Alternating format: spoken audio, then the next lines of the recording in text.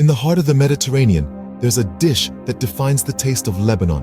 It's called tabbouleh, a vibrant salad bursting with flavors. Imagine finely chopped parsley, mint, tomatoes, and onions all mixed together. Then imagine a sprinkle of bulgur wheat, a grain that's been nourishing civilizations for thousands of years. What's the secret sauce? It's a tangy blend of lemon juice and olive oil, a classic combination that brings everything together in a symphony of flavors. There's a hint of spice too, a pinch of black pepper and allspice, adding a warm aromatic note. Tabbouleh is more than just a salad. It's a testament to Lebanon's rich culinary history, a tribute to its love for fresh, vibrant ingredients.